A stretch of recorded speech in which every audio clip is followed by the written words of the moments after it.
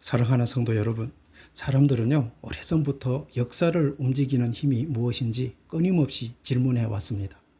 어떤 사람은 경제가 세상을 움직인다고 말하고 있어요. 또 어떤 사람은 군사력이 역사를 결정한다고 말하고 있지요.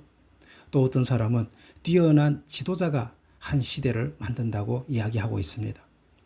실제로 역사를 보면요, 거대한 제국들이 세상을 지배했던 시대가 있었습니다. 애굽이 그랬고 아수르도 그랬으며 바벨론과 페르시아, 헬라와 로마 다 그랬습니다. 그 당시 사람들은 하나같이 말했습니다. 이 나라는 영원할 것이다. 그러나 오늘 그 제국들은 다 어디에 있습니까? 궁전은 폐허가 되어버렸고 왕들은 무덤 속에 있잖아요. 그들의 영광은 역사책 속에만 남아있게 되어 있어요. 왜 그렇습니까? 성경은 아주 분명하게 말씀하기를 역사의 주인은 사람이 아니라 하나님이시기 때문입니다. 사람은 역사를 만든다고 생각하지만요, 하나님은 역사를 다스리고 계십니다. 사람은 권력을 붙잡으려고 하지만 하나님은 때가 되면 권력을 옮기십니다. 사람은 자신이 영원할 것처럼 살아가지만 하나님 앞에서는 모든 민족도 한순간에 지나가는 안개와 같습니다. 이사야 13장부터는요, 새로운 내용이 시작됩니다.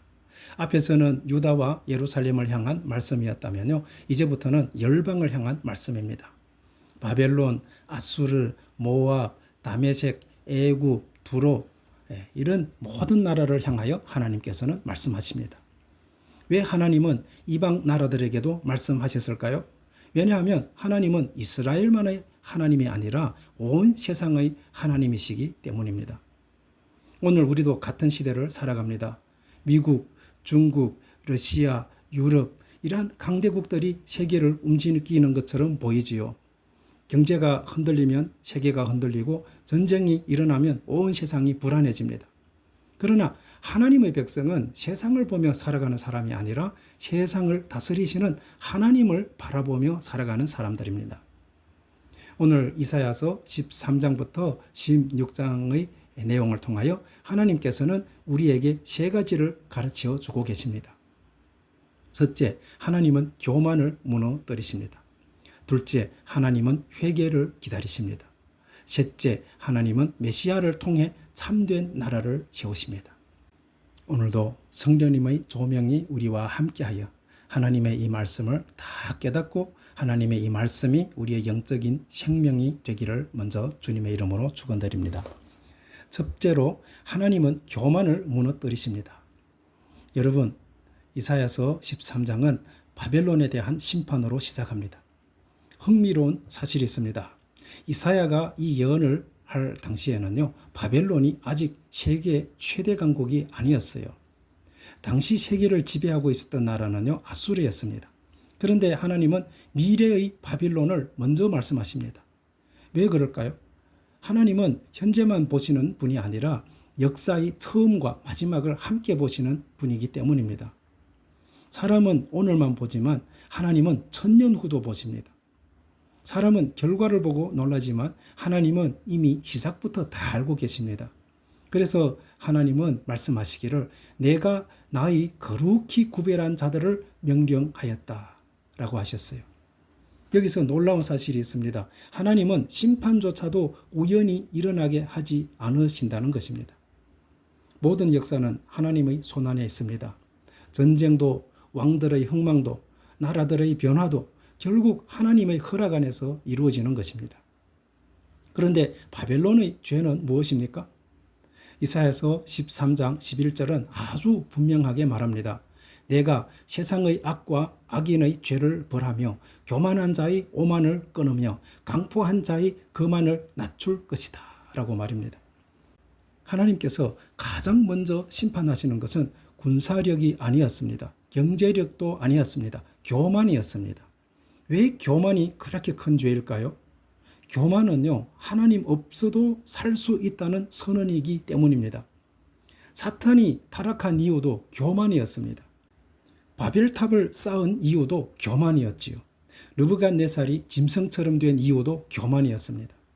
헤롯이 벌레에게 먹혀 죽은 이유도 교만이었습니다. 성경은 반복해서 교만에 대하여 말하고 있습니다.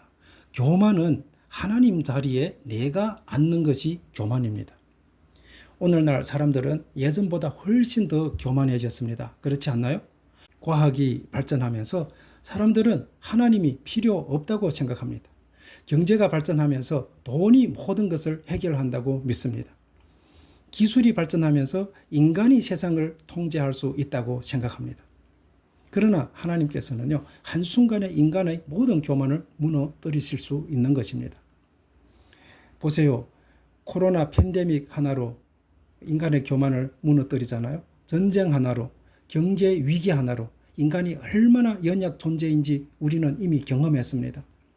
그래서 시편 기자가 말하기를 여호와께서 집을 세우지 아니하시면 세우는 자의 수고가 헛되도다라고 말하였어요. 우리는 계획할 수 있습니다. 그러나 우리의 계획을 이루시는 분은 하나님이십니다.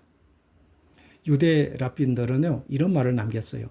하나님께서 가장 멀리 하시는 것은 죄인이 아니라 교만한 사람이다.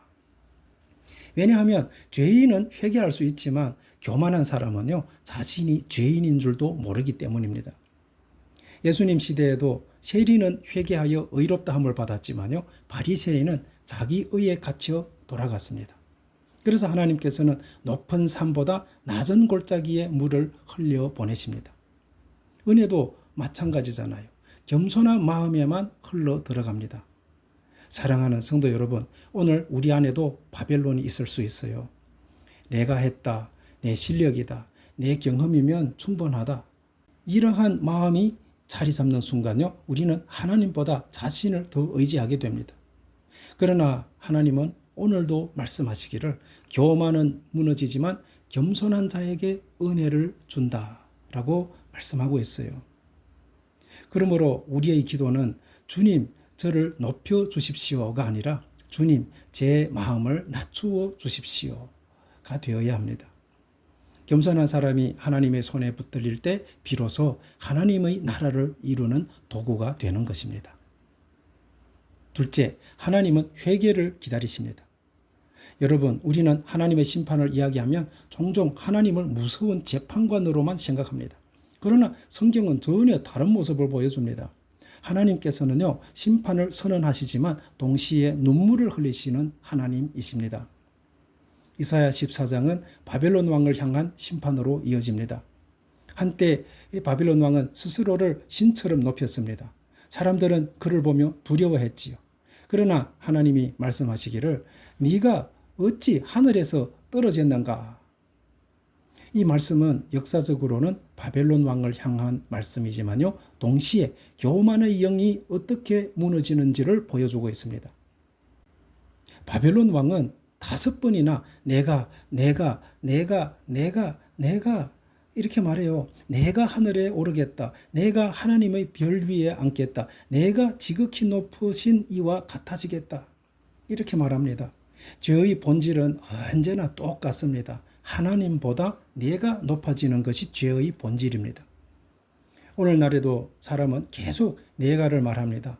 내 생각, 내 경험, 내 성공, 내 권리.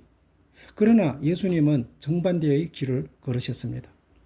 빌립보서 2장에서 말씀하시기를 그는 근본 하나님의 본체이시나 자기를 비워 종의 형체를 가지셨다고 말씀하고 있어요. 첫 번째 아담은 높아지려다가 무너졌잖아요. 우리는 잘 알고 있지요. 그러나 마지막 아담이신 예수님은 낮아지심으로 우리를 살리셨습니다. 그래서 십자가는 하나님 나라의 역설이라는 것이죠. 이 세상은 높아지는 것이 승리라고 말하지만 하나님은 낮아지는 사람이 높아진다고 말씀하고 계십니다. 그리고 이사야서 15장에 들어오면요, 분위기가 달라집니다. 이번에는 모압에 대한 말씀을 하고 있어요. 모압은 오래전부터 이스라엘과 원수 관계였지요. 그들은 자주 하나님의 백성을 괴롭혔고 우상을 섬겼고 자기 힘을 자랑했어요. 그런데 놀라운 일이 일어납니다. 하나님께서 모압의 심판을 말씀하시면서 이사야는 이렇게 말합니다. 그러므로 내 마음이 모압을 위하여 수금같이 소리를 내며. 이 말씀은 참으로 놀랍지요. 하나님은 원수를 심판하시면서도 그들의 멸망을 기뻐하지 않으신다는 것입니다. 오히려 슬퍼하십니다. 이것이 하나님의 마음입니다. 에스겔서에서도 하나님은 말씀하시기를 나는 악인이 죽는 것을 기뻐하지 아니하고 돌이켜 사는 것을 기뻐하신다. 심판은 하나님의 기쁨이 아닙니다. 회개가 하나님의 기쁨입니다.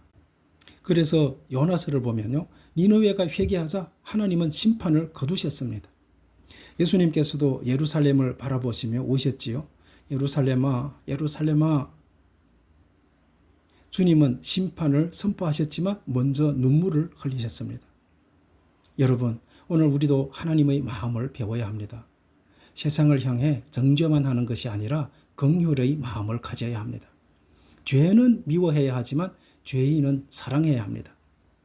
예수님께서 십자가 위에서도 자신을 못 박는 사람들을 향해 기도하시기를 아버지 저를 사하여 주시옵소서라고 하셨잖아요. 이것이 복음입니다. 이사야 16장에 들어오면 하나님은 모압에게 마지막 기회를 주십니다. 어린 양을 보내라 라고 말씀하죠. 이 말씀은 단순한 조공을 말하는 것이 아닙니다. 구약에서요, 어린 양은 언제나 속죄와 연결됩니다. 유월절 어린 양, 성막의 제물, 그리고 결국 세상 죄를 지고 가시는 하나님의 어린 양 예수 그리스도를 가리키는 것이죠. 하나님은 심판 가운데서도 구원의 길을 열어두셨습니다. 십자가는 심판과 사랑이 함께 만나는 자리지요. 죄는 반드시 심판을 받아야 하지만요, 죄인을 사랑하시는 하나님은 그 심판을 아들에게 담당시키셨습니다. 그래서 누구든지 예수께로 나오기만 하면 정죄가 아니라 은혜를 받게 되는 것입니다. 여러분, 혹시 지금 하나님께서 우리를 책망하고 계신다고 느껴집니까? 낙심하지 마십시오. 하나님의 책망은 우리를 버리는 것이 아니라 우리에게 돌아오라는 초청입니다. 하나님은 오늘도 회개하는 사람을 기다리고 계십니다. 아버지가 탕자를 기다리셨던 것처럼 주님은 오늘도 우리를 기다리고 계셔요. 그러므로 오늘 우리의 마음을 열고 주님께 돌아가야 합니다.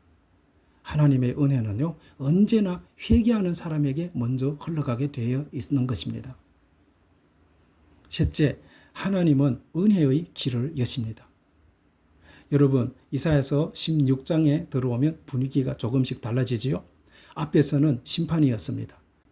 바벨론도 심판받고 모압도 심판받습니다. 그런데 하나님은 심판으로 끝내지 않으십니다. 이사야 16장 5절은 놀라운 말씀을 선포합니다. 다윗의 장막에 인자함으로 왕위가 굳게 설 것이며 한 왕이 진실함으로 그 위에 앉아 공의를 구하며 의를 신속히 행하리라 라고 말씀하고 있어요. 이 말씀은 단순히 한 왕의 등장을 말하는 것이 아니지요. 이것은 메시아에 대한 예언입니다. 당시 다윗 왕조는 이미 약해지고 있었습니다. 사람들은 다윗의 시대는 다 끝났다고 생각했어요. 그러나 하나님이 말씀하시기를 나는 다윗의 보좌를 끝내지 않는다 라고 하신 것입니다. 사람은 왕국을 무너뜨리지만요, 하나님은 영원한 왕국을 세우십니다. 이 예언은 예수 그리스도 안에서 이루어진 것이죠. 천사가 마리아에게 말씀하기를 주 하나님께서 그 조상 다윗의 왕위를 그에게 주신다라고 했지요. 예수님은 정치적인 왕으로 오시지 않았어요, 여러분. 칼을 들고 오신 것도 아닙니다. 십자가를 지고 오셨습니다. 이 세상은 힘으로 다스리지만 예수님은 사랑으로 다스리십니다. 세상의 왕은 사람을 이용하지만 예수님은 자신의 생명을 오히려 내어주셨습니다. 그래서 예수님의 왕국은 무너지지 않는다는 것이에요. 로마도 사라졌고 바벨론도 사라졌지만 예수님의 나라는 지금도 계속 확장되고 있잖아요. 이사야는 이 왕을 이렇게 소개합니다. 공의를 구하며 의를 신속히 행하는 왕. 오늘 이 세상을 보십시오. 정의를 말하고 있지만 불의가 넘칩니다. 평화를 말하고 있지만 전쟁은 계속 지속되고 있습니다. 사랑을 말하고 있지만 사람들은 점점 더 외로워집니다. 왜 그렇습니까? 인간은 죄를 해결할 수 없기 때문이죠. 참된 정의는요, 법으로만 세워지는 것이 아닙니다. 죄인의 마음이 변화되어야 하는 것입니다. 그래서 하나님은 새로운 제도를 보내지 않으시고 새로운 왕을 보내셨습니다. 그 왕이 바로 예수 그리스도이시잖아요. 그러나 예수님의 통치는 미래에만 있는 것이 아닙니다. 성령께서는 오늘도 우리 안에서 예수님의 통치를 이루고 계셔요. 예수님이 왕이 되시면 우리의 생각이 변하게 됩니다.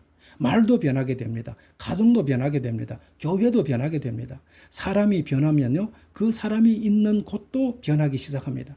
이것이 하나님 나라입니다, 여러분. 하나님 나라는 단지 죽어서 가는 곳이 아니라 성령님께서 다스리시고 통치하는 삶이 하나님 나라입니다. 여러분, 오늘 우리는 무엇을 붙들고 살아갑니까? 세상의 나라입니까? 아니면 하나님의 나라입니까? 이 세상의 경제는요, 흔들릴 수 있어요. 정권도 바뀔 수 있어요. 세상의 질서는 계속 변하게 되어 있습니다. 그러나 예수님의 나라는 영원하지요. 그래서 히브리서는 말하기를 우리는 흔들리지 않는 나라를 받았다고 이야기하고 있어요. 그러므로 그리스도인은 세상이 흔들려도 함께 흔들리는 사람이 아니지요. 하나님 나라를 붙들고 세상을 살아가는 사람들입니다. 여러분, 이사야 13장부터 16장까지는요, 열방의 심판 이야기처럼 보입니다.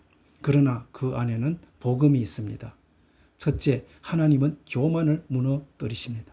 왜냐하면 교만한 마음에는 은혜가 머물 수 없기 때문이지요. 둘째, 하나님은 회개를 기다리십니다. 심판은 끝이 아니라 돌아오라는 하나님의 사랑입니다. 셋째, 하나님은 예수 그리스도를 통해 영원한 나라를 세우셨습니다. 우리가 붙들어야 할 것은 세상의 왕국이 아니라 예수님의 나라입니다. 오늘도 하나님은 우리에게 묻고 계십니다. 너는 무엇을 의지하고 있느냐? 바벨론입니까? 모압입니까? 아니면 다윗의 보좌에 앉으신 예수 그리스도이십니까? 여러분, 우리의 인생도, 우리의 가정도, 우리의 교회도 오직 예수 그리스도를 왕으로 모실 때 흔들리지 않는 하나님 나라의 백성이 되는 것입니다. 이 세상은 다 지나갑니다. 그러나 하나님의 나라는 영원합니다.